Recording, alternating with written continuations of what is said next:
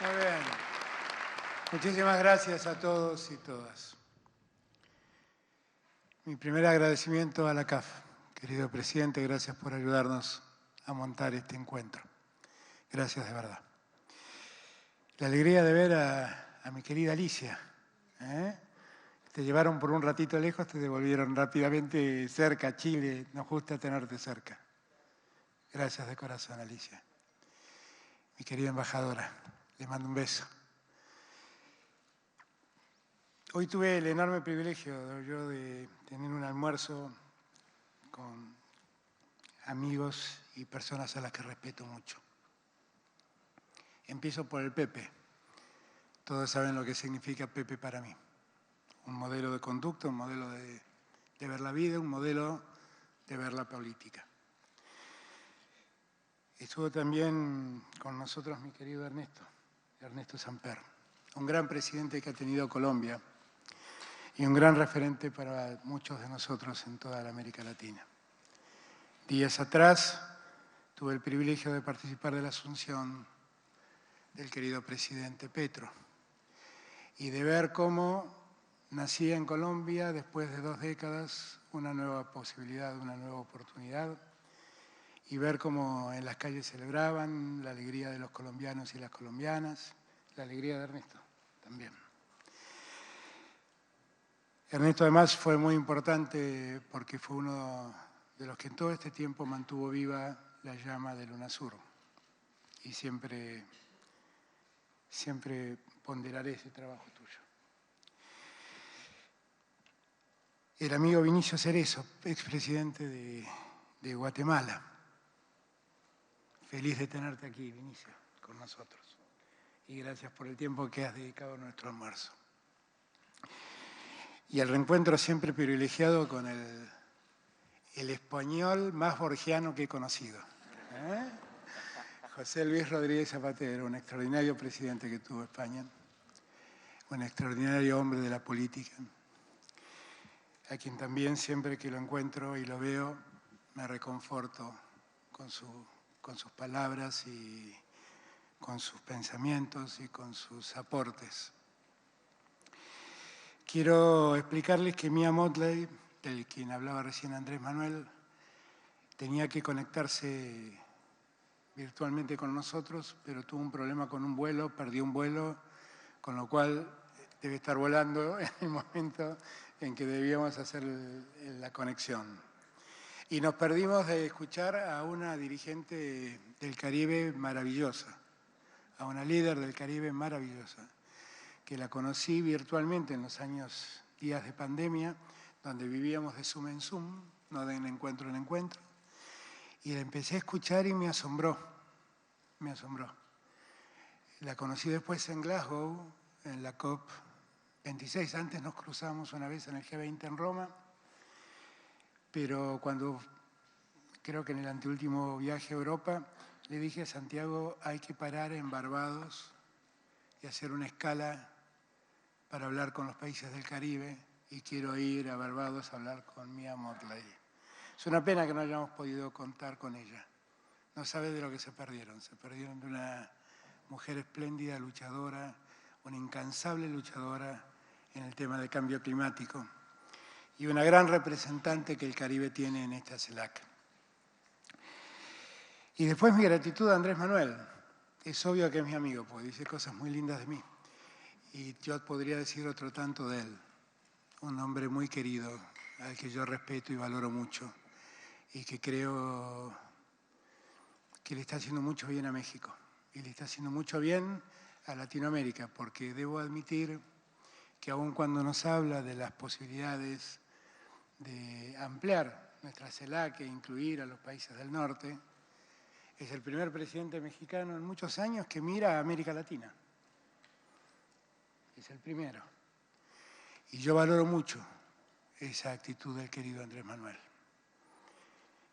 Él sabe que lo quiero mucho. Tiene esa costumbre de hacernos meter en lugares donde no debemos meternos. Por ejemplo, hablando de Lula. Les voy a contar una anécdota. Estuvo no hace mucho tiempo atrás en Buenos Aires su querida esposa Beatriz, a la que también queremos mucho. Y Beatriz vino a almorzar con nosotros. Y me dijo, pues es que aquí te traigo una carta de Andrés Manuel que es para ti, me dijo. Y la leí, y era una carta hermosa de Andrés Manuel, que la leí con mucha atención, que destilaba puro amor, puro cariño, puro compromiso. Y claro, quise corresponderle ese compromiso y ese afecto y ese cariño tan lindo que me daba. Y le mandé una carta que escribí con el corazón, esperando que la leyera en la intimidad de su casa, pero resulta que 2 días después veo las mañaneras y dice, y ahora les voy a leer la carta que me ha mandado mi querido amigo Alberto Fernández, dice. Y en la carta ocurría algo complicado para mí, que decía, sé que te ha visitado mi querido amigo Lula. Debemos darle todo el apoyo que podamos para que a Lula le vaya bien y triunfe. Esa le va a hacer bien al pueblo de Brasil y a toda Latinoamérica. Así que te pido, te sumes al esfuerzo de ayudarlo a Lula. Y cuando yo escuché eso dije, ¿en qué problema estoy? ¿En qué problema estoy? Porque lo que no esperaba era que no sabía que era por caribeño, no, tropical, no sabía que era por tropical que no podía guardar la carta para sí mismo. Pero la verdad es que lo que ha dicho de Lula es exactamente el mismo deseo que tengo yo. Que le vaya muy bien a Lula, ojalá.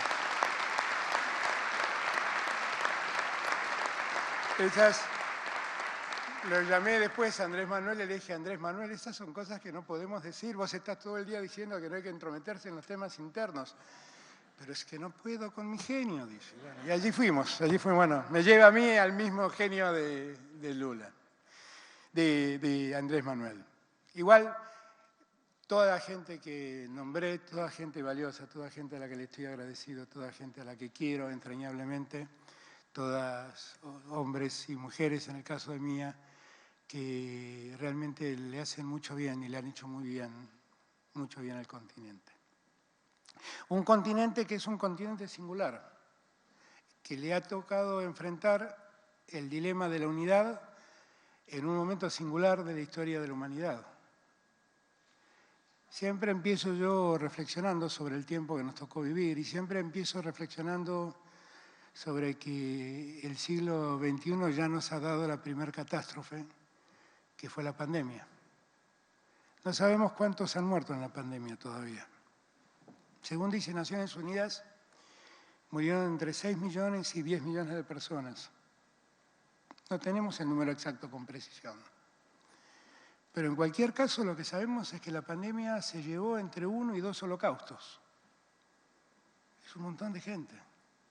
Es una tragedia inmensa que paralizó al mundo, paralizó las economías, detuvo al mundo. Que lo vivimos todos por igual, porque cuando la pandemia apareció, ahí sí el mundo se igualó. Se morían los del norte, se morían los del sur, se morían los ricos y se morían los pobres. Ahí todo se igualó.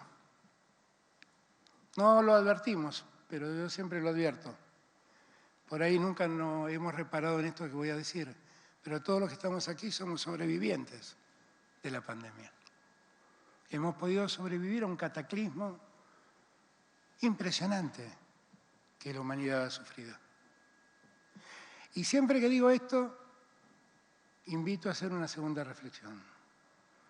Si hemos sido sobrevivientes de semejante tragedia, ¿no tenemos la obligación de hacer un mundo mejor? ¿No tenemos el deber ético de cambiar las cosas para que el mundo sea otro? Yo siento que yo no quiero volver a ser el mundo que era. Quiero que el mundo sea otro, porque la pandemia dejó al descubierto muchas cosas. Dejó al descubierto las iniquidades que existen en el mundo. Es cierto que el mundo se comunicó y trabajó rápidamente para obtener en un año una vacuna que en otros tiempos tal vez demoraba décadas, hoy recordaba José Luis. Y pudimos trabajar países uniéndonos, nosotros con México para hacer AstraZeneca, nosotros con Rusia para hacer las vacunas Sputnik, Brasil,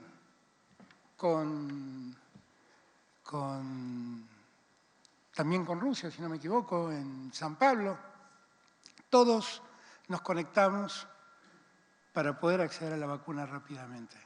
Pero lo cierto es que cuando la vacuna estuvo, el 90% de las vacunas quedaron en manos del 10% de los países.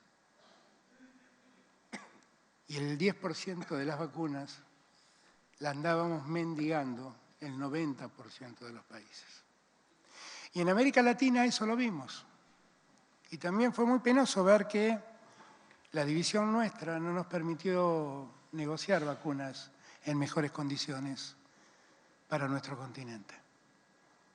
Y habla un presidente que, gracias a Dios, pudo conseguir vacunas y casi empezar a vacunar a la par de Europa, allá por diciembre del año 2020. Y empezar un proceso de vacunación muy intenso que al día de hoy nos ha convertido entre los países de más de 30 millones de habitantes en el país con más inmunidad. Con lo cual lo conseguimos con mucho esfuerzo. Pero no dejo de atender que al comienzo del conflicto no todos accedimos con la misma facilidad a las vacunas que necesitábamos. También el mundo dejó al descubierto la debilidad del sistema económico en el que vivimos. Porque de repente un virus imperceptible a la vista humana fue capaz de derrumbar imperios económicos. Puso en jaque los bonos de los países más poderosos del mundo entero. Y obviamente lastimó más profundamente a los que vivimos en el hemisferio sur. Obviamente pasó eso. Ahora, cuando creíamos, yo me acuerdo que siempre les decía a los amigos, mirá, esto tiene que educarnos y seguramente esto va a ser bueno y seguramente la humanidad va a salir mejor de semejante tragedia. Pero me parece que no tuvo razón, me parece que no fue así. Escuché la reflexión de un ex arquero de la selección argentina hace un tiempo atrás. Muy sabio el hombre, juega allá en Inglaterra, caballero, arquero de la selección argentina. Y él decía, la pandemia ha demostrado que los que eran buenos salieron buenísimos, pero los que eran malos salieron malísimos. Y creo que él en esa definición da en la tecla mucho mejor en lo que yo aspiraba que fuera. Y creo que yo me equivoqué y que lamentablemente tuvo razón él. Porque tras la pandemia asistimos a lo inexplicable de una guerra como la que se ha desatado con la invasión de Rusia sobre Ucrania. Donde además hay una suerte de promotores pasivos de la guerra que no mandan tropas, pero mandan armas y dejan que toda esa zona se recaliente, que el conflicto escale y que las vidas se sigan perdiendo, ya no como consecuencia de un virus, sino como producto de la decisión humana. Y todos estamos esperando que ese conflicto termine rápidamente y hacemos lo que está a nuestro alcance. Porque el conflicto ya no es de Rusia con Ucrania, es un conflicto que afecta a toda la humanidad, afecta al sur del globo y afecta a América Latina también. Allí fui al G7 a plantear esta discusión. Miren, ustedes se disparan misiles, pero ustedes se disparan así misiles y a nosotros lo que nos llega es el hambre. Y esto hay que cambiarlo, esto hay que terminarlo. No podemos seguir con esta lógica. La humanidad no puede seguir con esta lógica. Y entonces empezamos a trabajar allá en el G7, en charlas que tuve con Scholz, en charlas que tuve con Macron, que en ese momento presidía la Unión Europea, ahora la preside España. ¿Y qué aspiraba yo? Aspiraba a que tratemos de encontrar una solución rápida, ¿no? Esa solución rápida no llegó. y no parece llegar en lo inmediato. Y cuando esa solución no llega, ¿con qué se encuentra uno? Con que empieza a haber movimientos militares en el mar de China y uno ve el preludio de un nuevo conflicto que solo está llamado a empeorar la tragedia. Esto es el mundo de hoy. Esto es el mundo de hoy. Que seguramente deparará una nueva realidad geopolítica, que no sabemos exactamente cuál va a ser. Y que seguramente no vamos a poder dominar, pero sí podemos dominar algo de la geopolítica. ¿Saben qué es? Podemos dominar el camino que asuma nuestro continente. Eso sí lo podemos dominar.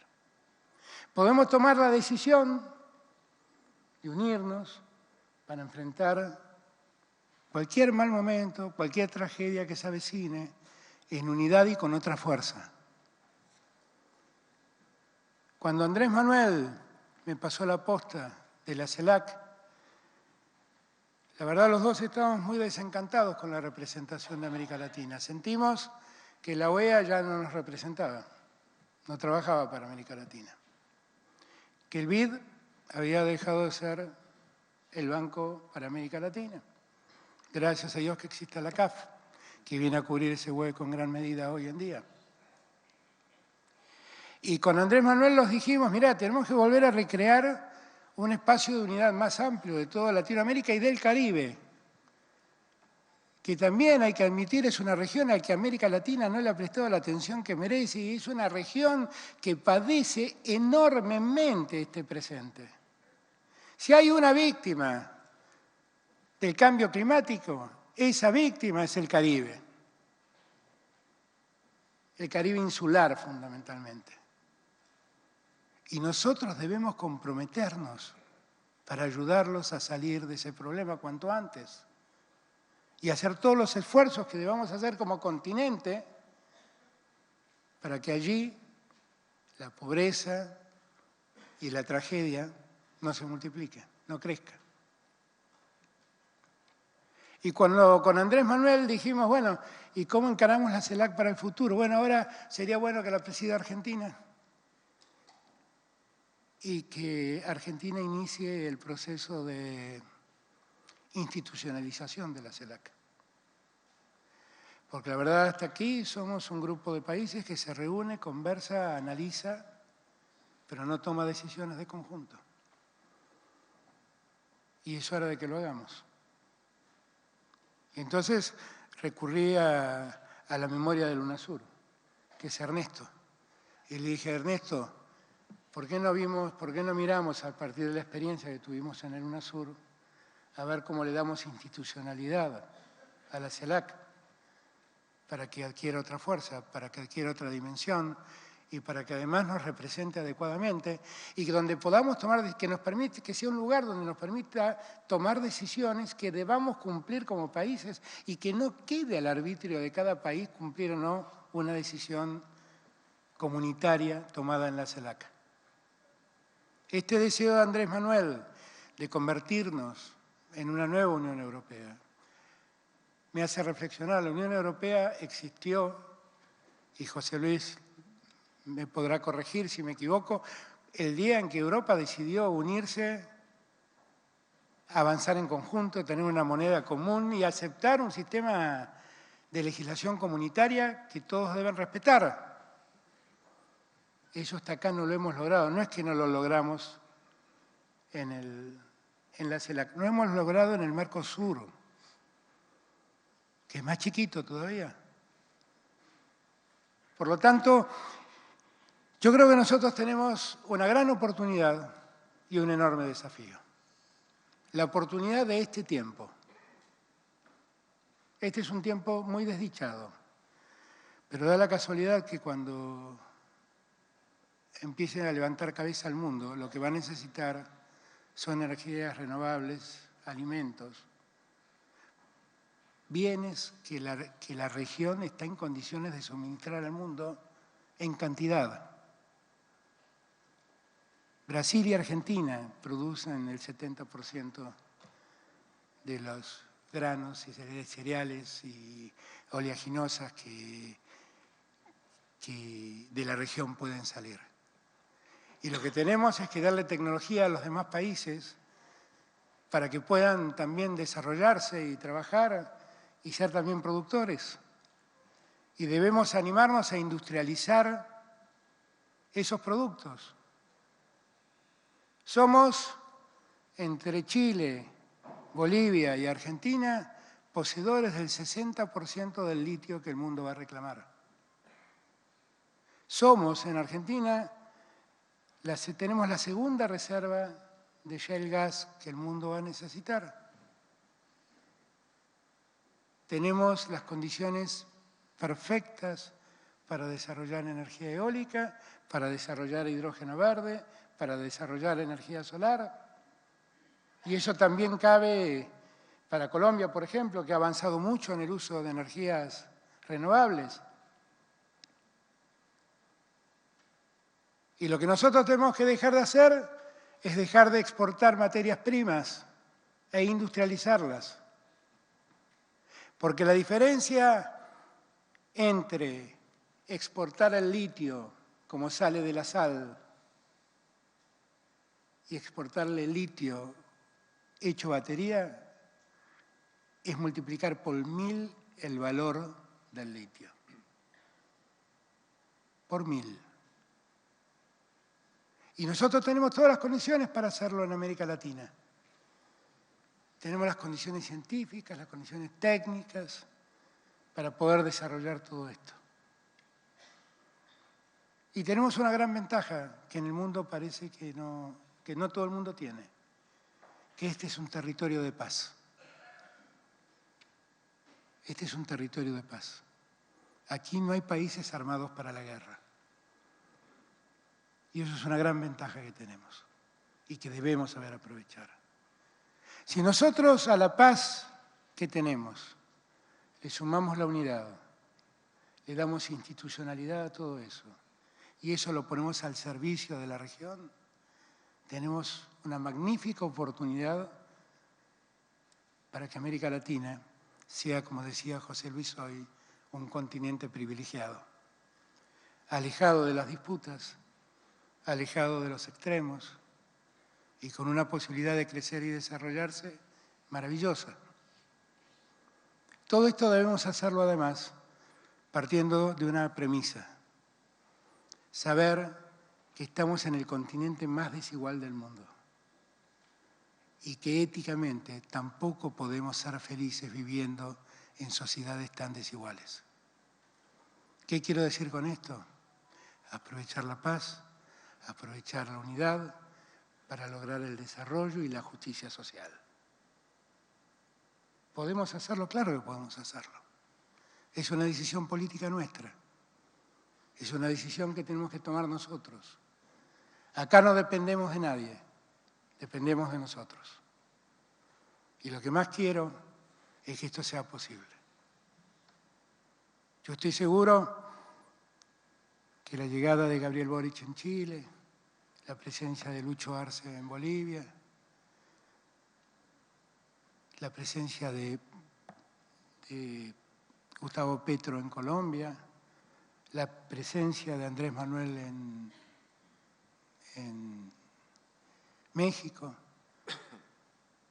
la presencia de Xiomara Castro y la llegada de Lula a Brasil nos garantiza que eso sea posible. Y no podemos dejar pasar esta oportunidad. Y debemos trabajar todos unidos. Debemos trabajar también para que los bloqueos se terminen en este continente. Tenemos 2 países bloqueados y eso es imperdonable.